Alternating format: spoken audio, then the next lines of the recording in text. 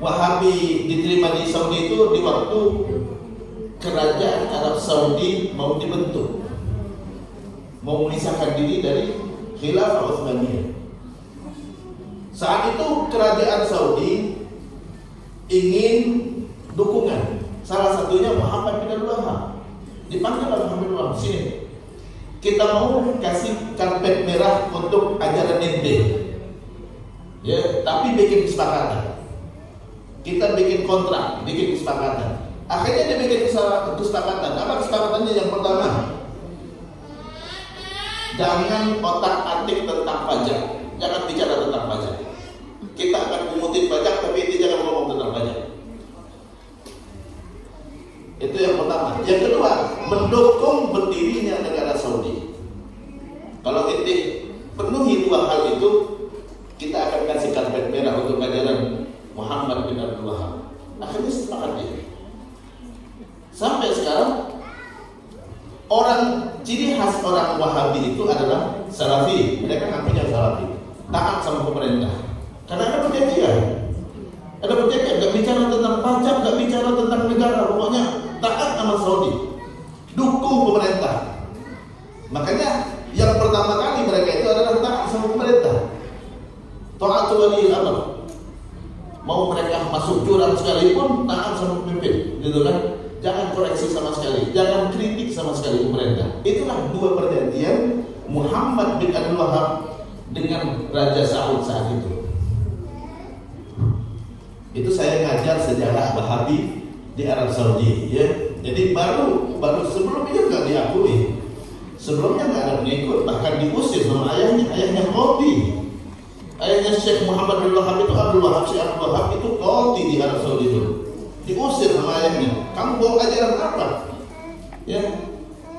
Akhirnya dia sempat dari rumahnya itu sempat jalan kaki sampai pingsan. Itu ada sejarahnya. Ya. Nah itu hal-hal yang sepele. Gak ada yang salah insya Allah. Akidahnya akidah Ahlus Sunnah. Antar Ahlus Sunnah belum tentu sepakat semua. Ada ijma, ada khilaf. Jangankan masalah fikih, masalah akidah aja ada ijma, ada khilaf. Ulama sepakat azab kubur ada. Yang diazab rohnya, jasadnya. Ulama beda pendapat di situ. Sepakat bahwa ada azab kubur, tidak ada yang mengingkari Ahlus Sunnah wal Jamaah. Tapi apakah yang diazab rohnya atau jasadnya? Ulama beda pendapat. Nah ini hal-hal yang termasuk khilafiyah. Jadi semua masalah ada ijma, ada khilaf. Yang ijma nggak boleh berbeda sama sekali. Karena kalau bertentangan dengan ijma bisa keluar dari Islam, ya, bisa keluar daripada Islam, bisa murtad kalau keluar dari ijma. Tidak akan terjadi ijma antar ulama kecuali dalilnya sharih, ya, dan jelas, ya. Jadi ya, itu terkait dengan permasalahan umat. Jadi kita pun dalam berdakwah kita harus menghormati perkara khilafiyah, itu gak perlu dipertentangkan. Masing-masing bertanggung jawab di hadapan Allah Subhanahu wa taala, bertanggung jawab di hadapan Allah, jangan saling menyalahkan. Kalau mau menjelaskan silakan jelaskan. Ud'u ila sabil rabbika bil hikmah, dengan bijaksana, wal mau'izatil hasanah, nasihat yang baik, wajadilhum billati hiya ahsan. Kalau mau berdebat dengan cara yang terbaik, jangan melecehkan, jangan menghina. Tidak boleh kita menghina. La yasratu min qaumin asa yakunu khairan minhum. Jangan mengejek satu sama lain, kata yang diejek bisa jadi lebih baik daripada yang mengejek. Nah itu artinya bahwa antara dai, ya, silakan berdakwah, sampaikan yang ulama sudah sepakat. Yang ulama berbeda pendapat, jangan menyalahkan yang lain. Dulu waktu saya kuliah di Madinah, tidak pernah dipaksa untuk pendapatnya satu. Semua belajar akidah khilafiyah, belajar fikih khilafiyah. Jadi jangan dikira orang Madinah itu salafi semua. Enggak, mayoritas tidak salafi. Ya. Kenapa? Karena yang diajarkan empat, ya. Mazhab fikih empat, akidah pun macam-macam. Jangan dikira yang satu, enggak, ya. Ada ijma, ada khilafnya. Dulu saya masih belajar kitab Aqidah At-Tahawiyah bidah tahawiyah. Apakah pahala itu bisa dihadiahkan kepada mayit? Khilaf. Silakan dibaca di kitab bidah tahawiyah. Khilaf dari ulama, ada yang bisa mengatakan bisa dihadiahkan, ada yang mengatakan tidak bisa dihadiahkan sama sekali, ada yang mengatakan ada yang bisa dihadiahkan, ada yang tidak. Ada 3 pendapat di situ ya. Di kitab Aqidah Tahawiyah dulu saya belajar di Madinah ya, di Madinah. Jadi artinya bahwa di dalam berdakwah antara dai jaga persaudaraan. Ya, perkara ijma sepakat nggak boleh berbeda. Perkara khilaf hormati pendapat yang lain. Hormati pendapat yang lain ya. Salafi akidahnya insya Allah benar. Yang salah merasa benar sendiri. NU insya Allah akidah Ahlus Sunnah wal Jamaah ya. Yang salah terlalu berlebihan ya. Nggak boleh berlebihan juga, fanatik banget pokoknya asal NU nggak boleh juga ya, nggak boleh juga seperti itu. Muhammadiyah begitu juga gitu kan.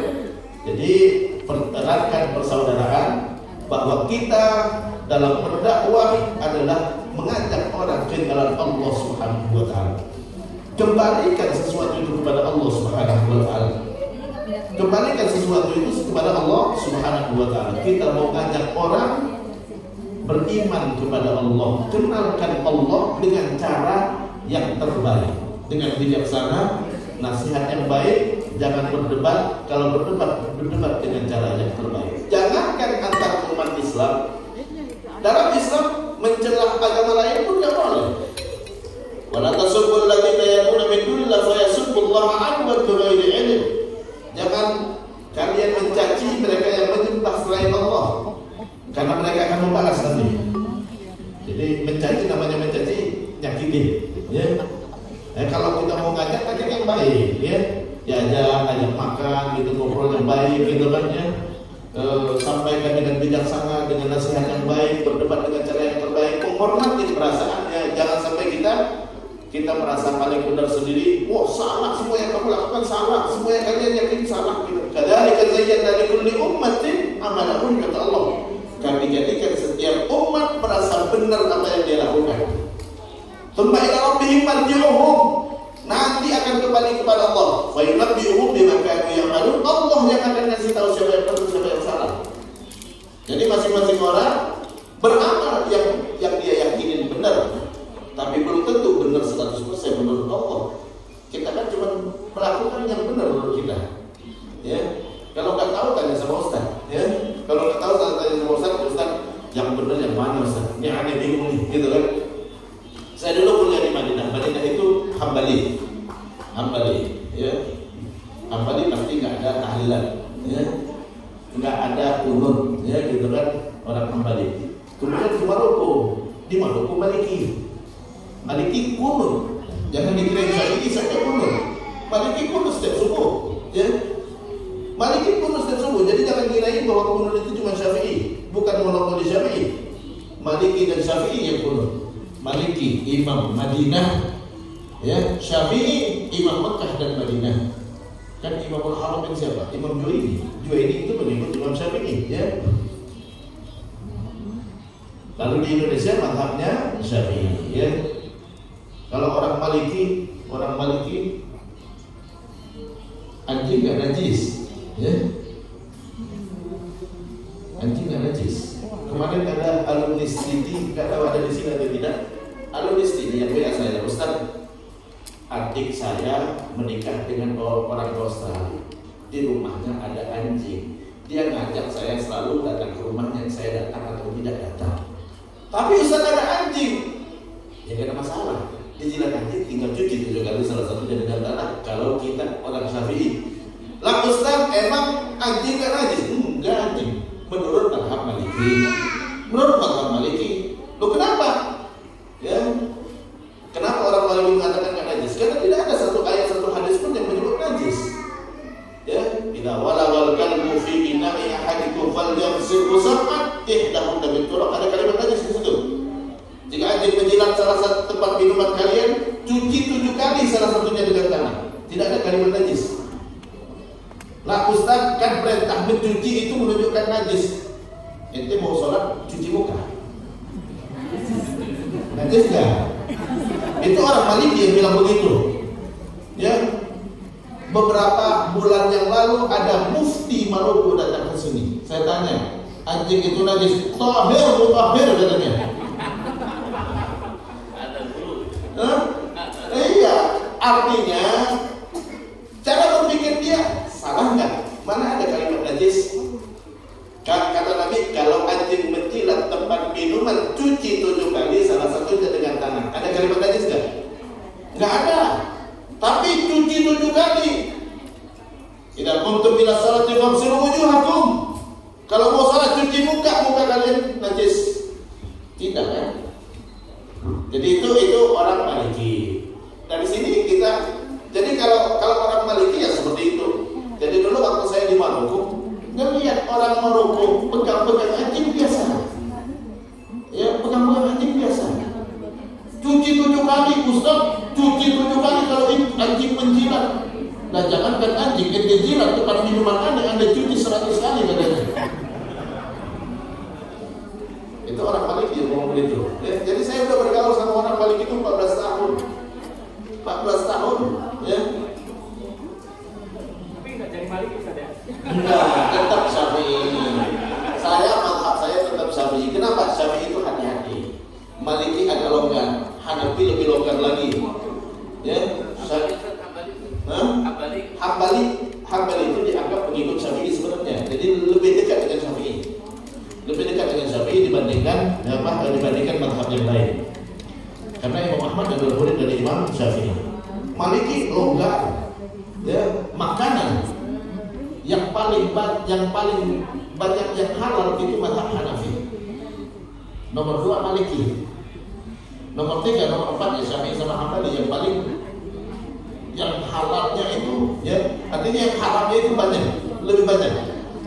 Kalau Maliki, anjing tidak halal. Ya, kan tadi tauhid katanya. Ya, coba carikan ayat dan hadis yang melarang makan anjing. Ya, itu Maliki. Artinya ini cuma sekedar buka wawasan, bukan nyuruh makan anjing, bukan.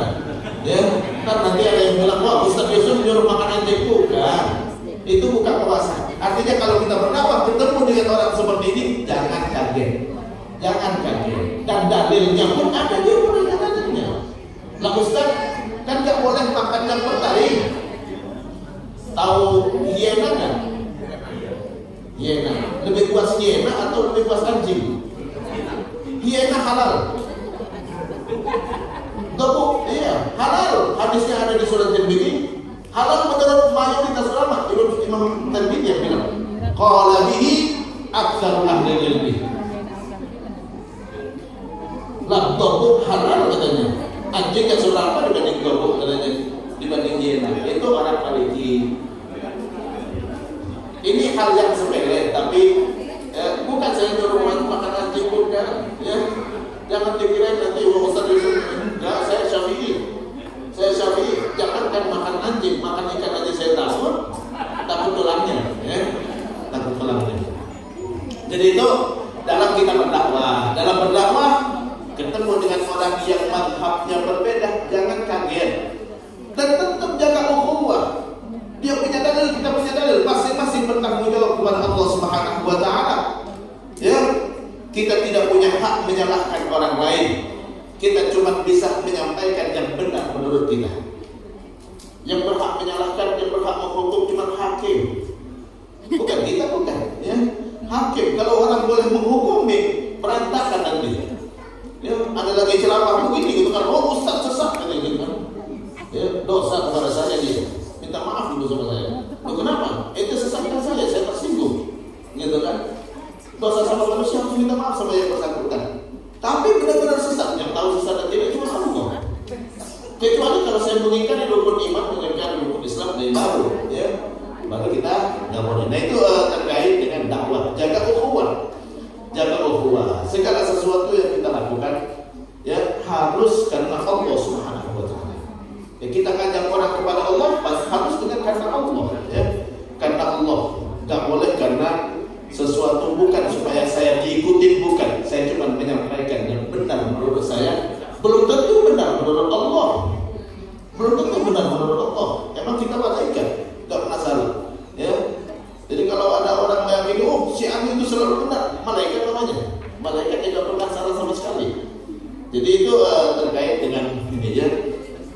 hubungan antara manusia juga perlu saya tambahkan sedikit ya, itu dalam hal dakwah. Hubungan antara manusia juga harus dijaga. Gak boleh kita nyakitin siapapun, gak boleh kita merusak hubungan dengan siapapun. Ya, memaafkan itu hukumnya wajib. Jadi kalau kita tersinggung dengan siapapun harus kita memaafkan. Diminta atau tidak? Karena memaafkan itu perintah. Fa'fu wasfahu ya. Ala tuhibbuna ayyafirallahu lakum. Mau aku maafkan dosa kalian, maafkan orang lain. Ya, kalau kita nggak maafkan dosa orang lain, maka kita nggak akan diampuni dosanya oleh Allah. Itu ayat teguran kepada Abu Bakar Siddiq radhiyallahu anhu. Abu Bakar saja ditegur sama Allah langsung. Kenapa? Karena Abu Bakar bersumpah saat ada yang memfitnah Aisyah, dia bersumpah demi Allah, ana nggak mau bantu dia lagi. Allah langsung turunkan wala yaqtali ulul fadli minkum wasa'ah. Tidak boleh bersumpah orang yang punya keutamaan, punya kemuliaan, dan punya keluasan rezeki untuk tidak berbuat baik kepada kerabat dekat. Fa'fu, kata Allah, maafkan. Wasfahu, lupakan kesalahannya. Ala tuhibbuna ayyafirallahu lakum. Maukah kalian aku ampuni dosa kalian? Jadi kita jangan menyimpang masalah dengan siapapun. Jadi kalau ada orang salah sama kita, wajib dimaafkan. Dia minta ataupun tidak. Yang merasa bersalah, wajib minta maaf. Maka dari akhihi madlamah, siapa yang punya kezaliman kepada saudaranya, falyatahallal minhu, minta halalkan, halal bihalal, ya, minta halalkan. Jadi kalau kita punya salah sama siapapun, wajib minta maaf. Yang tahu ada orang lain salah, wajib memaafkan. Ada yang dimintai maaf, wajib memaafkan. Gak ada kata saya gak maafkan. Kalau gak kita maafkan, Allah gak akan ampuni dosa kita. Allah gak akan ampuni dosa kita. Jadi salah sama siapapun, apalagi kalau salahnya itu sama kerabat dekat, ya, sama suami sendirinya. Jadi kalau di sini dari nikah semua kan? Belum.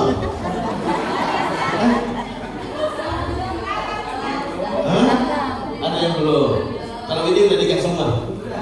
Udah, alhamdulillah. Ngaku udah. Ada yang ngakunya belum terus. Ya. Ngakunya belum. Jadi kalau ada yang salah, istri yang salah maafin, suami yang salah maafin. Namanya memaafkan itu melupakan kesalahan seperti tidak pernah terjadi sama sekali. Makanya Allah ganti kalimat fa'fu wasfahu. Fa'fu wasfahu. Ya, kenapa Allah ganti kalimat fa'fu wasfahu? Wasfahu itu menjadikan seperti tidak pernah terjadi. Itu namanya wasfahu. Jadi kalau misalnya kita makan, maafin, tapi terus terang ada gak mau ketemu sama dia, lah masih ada bekasnya berarti, masih ada bekasnya. Jadi nggak boleh ada bekas sama sekali. Itu namanya wasfahu. Ya, jadi jangan ente ingat lagi, jangan nanti mereka ada yang salah lagi, nanti ente ungkit lagi. Itu namanya wasfahu. Jangan kita nggak mau memaafkan orang lain. Jadi hubungan dengan manusia itu harus dijaga. Ya, kalau ada yang berbuat salah sama kita, semuanya kembalikan kepada Allah Subhanahu wa taala. Karena enggak akan terjadi kecuali Allah yang berkehendak. Enggak akan terjadi kecuali Allah berkehendak. Jadi kalau ada yang kurang ajar sama kita, berarti Allah yang berkehendak. Loh kenapa? Mau uji saudara ente? Ya, mau uji. Alhamdulillah saya bisa sabar. Ya. Sini lagi duduk pada begini gitu kan, ada yang kentut misalnya gitu kan. Jangan marah. Loh kenapa? Alhamdulillah penciuman saya masih bagus. Ya. Kalau nggak ada penciumannya bermasalah, isi dulu ya. Hubungin Pak Usman tadi ya. Usman Kumanti DRSUD Tarakan ya. Kita mencium suara kentut, alhamdulillah pendengaran saya masih sehat gitu ya. Alhamdulillah teman saya masih sehat. Karena kentut itu tanda sehat, ya. Kentut tanda sehat. Tadi saya dihubungin di WA, paman saya udah lama nggak buang air, ya. Dia mau masuk rumah sakit. Orang bermasalah belum buang air, ya. Nggak bisa kentut juga, masalah juga, ya. Jadi kalau melihat orang kentut, alhamdulillah, penciuman saya masih bagus, pendengaran saya masih bagus. Dan sahabat saya, teman saya pun masih sehat. Gitu kan? Hah? Iya. Itulah ukhuwah, ya, ukhuwah. Ya.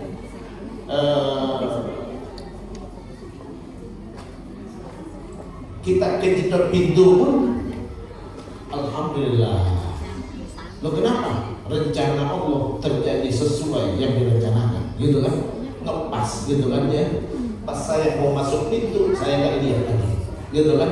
Allah rencanakan, inti jangan lihat, inti harus kejedot, gitu kan? Ya, alhamdulillah. Berarti rencana Allah terjadi sesuai yang direncanakan.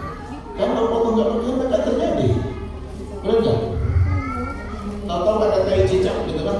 Tai cicak pernah cicak kita, gitu kan? Alhamdulillah, ya. Allah sudah rencanakan Ustaz Yusuf harus berdiri di sini dan cicak harus jalan, dan pas di atas Ustaz Yusuf harus mules dan keluar, gitu kan? Ya, itu sudah direncanakan Allah Subhanahu wa ta'ala. Semua kita harus kembalikan kepada Allah Subhanahu wa ta'ala, ya. Lihat istri ngomel-ngomel di rumah, alhamdulillah. Ya, kenapa? Ya, alhamdulillah. Coba kalau ngomel-ngomelnya sama suami tetangga, ya, masalah lagi. Ya, ngomongnya di sini alhamdulillah, gitu kan? Lihat suami ngomel-ngomel itu juga alhamdulillah. Coba ngomongnya sama istri tetangga, gitu kan? Mau? Enggak kan? Jadi segala sesuatu alhamdulillah, kembalikan kepada Allah Subhanahu wa ta'ala. Kita hanya hamba Allah Subhanahu wa ta'ala, menjalankan perintah Allah dengan ikhlas. Yang kita harapkan cuma balasan Allah. Gak boleh kita melakukan sesuatu mengharapkan balasan dunia sama sekali. Gak boleh kita melakukan sesuatu mengharapkan balasan dunia sama sekali. Ya, Allah Subhanahu wa ta'ala berfirman di dalam Al-Qur'an, "Kana yuridul hayatad dunya wa zinataha nuwaffi ilaihim a'malahum fiha wa hum fiha la yubkhasun. Ulaika alladziina laysa lahum fil akhirati illa an-nar wa habita ma sana'u fiha wa batilun ma kanu ya'malun." Siapa yang mengharapkan dunia dan perhiasannya dari amalnya, nuwaffi ilaihim a'malahum fiha, aku bayar di dunia, kata Allah. Ya, banyak nggak orang sholat duha supaya warungnya laku? Banyak nggak? Warungnya laku beneran? Bener, Allah kasih memang. Tapi di akhirnya jangan minta apa-apa, kata Allah. Karena dia mau warung laku, aku kasih warungnya laku. Ya, banyak nggak yang kuliah di Al-Hikmah mau dapat ijazah? Banyak, dapatnya ijazah, di akhirat jangan minta apa-apa, kata Allah, aku udah kasih ijazahnya. Kan itu mau dapat ijazah kan? Ya, hadir mau absen, benar nggak? Dapat absen, ini nggak alfa, gitu kan ya. Jadi tetap dihadirkan, gitu kan ya. Tapi jangan minta pahala, karena yang datang cuma buat absen aja, buat absen. Ilmu nggak dapat, itu kan bukan mau ilmu, kata Allah. Jadi nggak boleh kita untuk dunia. Makana yuridul hayatad dunya wa zinataha nuwaffi ilaihim a'malahum fiha. Di dunia aku bayar, kata Allah. Di dunia aku bayar. Jadi harus ikhlas karena Allah Subhanahu wa ta'ala. Hadir jauh-jauh ke sini mau dapat pahala dari Allah, ya. Karena belum tentu kita dapat makan siang hari ini, ya. Jadi jangan berharap, ya. Pak Usman mana? Ada makan siangnya? Ada. Alhamdulillah, ya, itu bukan tujuan kita, bukan, ya. Jadi makanya yuridul hayatad dunya wa zinataha nuwaffi ilaihim a'malahum fiha. Yang beramal untuk dunia, aku kasih dunia, kata Allah. Aku kasih dunia, aku bayar cash di dunia. Wa hum fiha la yubkhasun, gak aku kurangin sama sekali, gak dikurangin sama sekali apa yang dia mau.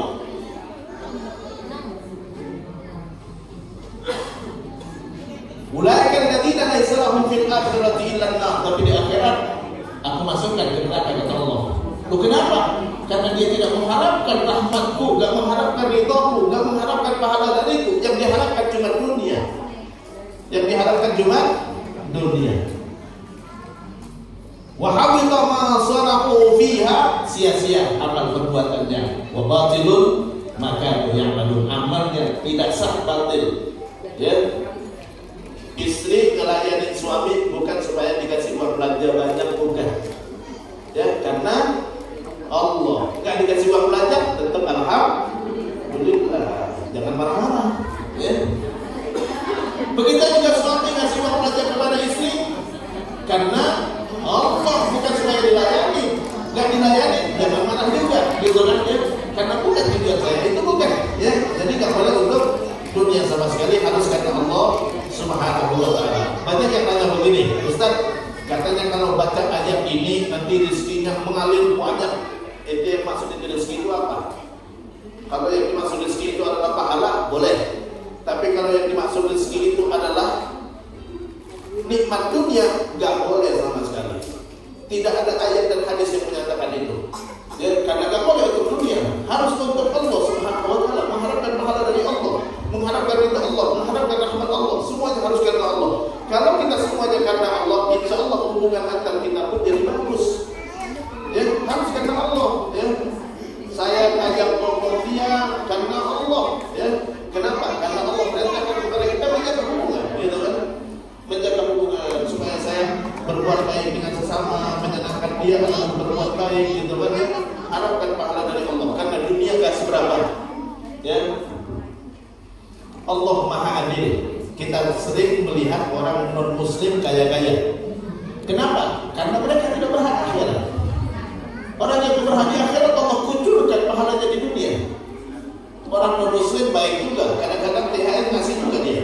Ya, ngasih makan orang, gitu kan, bagi-bagi, gitu kan, berbagi, ngasih bukber juga kadang-kadang, gitu kan, dia dapat pahala. Iya, tapi Allah kasih di dunia, bisnisnya maju, rumahnya mewah, mobilnya mewah, hidupnya bahagia, gitu kan dia. Kenapa? Karena di akhirat tidak berhak sama sekali. Jadi kalau kita amal kita sedikit dapat pahala dunia banyak, jangan-jangan seperti orang non-muslim. Ya. Nah, ente sholat aja cuma sholat 5 waktu itu pun di rumah, gitu kan, ya, gak ke masjid, gitu kan. Puasa juga cuma puasa Ramadan, itu pun ogah-ogahan, gitu kan. Ya. Sholat tahajud juga gak bangun, gitu kan, ya. Tapi hidupnya mewah, jangan-jangan bayarannya hidup mewah itu. Kata Allah, gak cukup untuk bayar surga. Ya, gak cukup buat bayar surga. Nih aku kasih dunia, jangan minta lagi di akhirat. Loh, kenapa? Gak cukup, kata Allah. Tapi ada orang kaya, jangan bikin kayak Abu Bakar amalnya banyak sekali. Ya, dicairkan di dunia masih banyak sisanya di akhirat. Nah kita, ya, amalnya sudah sedikit, dapat dunia banyak. Na'udzubillah min dzalik, kalau seandainya itu bayaran semua apa yang kita amalkan. Jadi kita berharap dapat pahala dari Allah, dapat rahmat dari Allah, dapat surga Allah. Wabtaghi fima ataqallahu daral akhirah wa la tansa nasibaka minad dunya. Untuk dunia jangan lupa, tapi harapkan dari apapun yang kalian lakukan dan yang kalian dapatkan adalah untuk mendapatkan akhirat. Tujuan kita adalah akhirat. Kalau tujuan kita akhirat, insya Allah hubungan kita dengan sesama pun jadi baik. Ya, kenapa? Bukan saya baik sama dia supaya dia baik sama saya, bukan. Dia kebaikan dia gak seberapa dibandingkan pahala dari Allah Subhanahu wa Ta'ala. Saya ngajak ngobrol dia bukan karena saya mau dapat dia supaya baik dengan saya, supaya dia melayani saya, tapi supaya saya mau dapat pahala dari Allah Subhanahu wa Ta'ala. Saya menyenangkannya begitu juga. Suami menyenangkan istri, mengharapkan pahala dari Allah. Istri taat sama suami, mengharapkan pahala dari Allah Subhanahu wa Ta'ala. Jadi dari kesimpulan apa yang saya sampaikan, pertama, bahwa saat kita berdakwah, ya, bukan niat adalah mengajak orang ke jalan Allah Subhanahu wa Ta'ala. Antar dai jangan saling menyalahkan untuk perkara khilafiyah. Untuk perkara khilafiyah, karena itu dari sejak Nabi Muhammad sampai sekarang pun nggak akan bisa disatukan karena pendapatnya macam-macam. Jadi jangan kata antar kita antar sahabat aja bisa berbeda pendapat. Ya, antar sahabat aja Ibnu Abbas termasuk yang mengatakan bahwa yang diharapkan cuma ada di dalam Al-Quran. Ya, kenapa? Karena Allah berfirman, "Qul la ajidu fi ma uhiya ilayya muharraman ala ta'amin yat'amu ilayya maitatan aw daman masfuhan aw lahma khinzir." Cuma itu aja kata Ibnu Abbas, gitu kan. Antar sahabat aja bisa berbeda pendapat. Abu Bakar saat beliau menjadi khalifah pertama kali memerangi orang yang enggak mau bayar zakat, umat protes. Lu kata Umar, orang udah bersyahadat itu terangin. Tapi Abu Bakar punya dadanya. Umirtu an uqatila an-nas hatta yashhadu an la ilaha illallah wa aqamus salata wa atuz zakat. Berarti zakat termasuk yang bisa menghindarkan orang dari kita perangin. Kalau dia mau bayar zakat berarti boleh diperangin. Itu dari Abu Bakar sendiri. Jadi antar sahabat pun bisa berbeda pendapat. Tapi itu bukan perkara prinsip, ya. Yang prinsip yang ulama sudah sepakat, yang boleh kita berbeda sama sekali. Yang ulama masih khilaf, silakan sampaikan dengan bijaksana, rangkul semuanya. Beda pendapat kecil, yang tahu benar dan salah cuma Allah Subhanahu wa Ta'ala. Dan kita melakukan sesuatu harus ikhlas karena Allah, kembalikan kepada Allah, maka insya Allah gak akan ada masalah antara kita. Ya, gak akan ada masalah antara kita.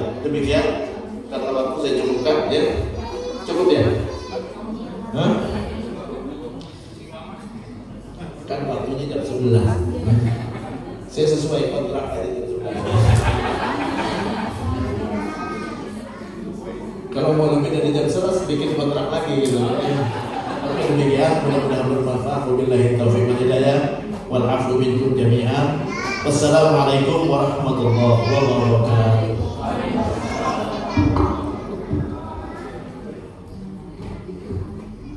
Masya Allah, jazakallahu khairan.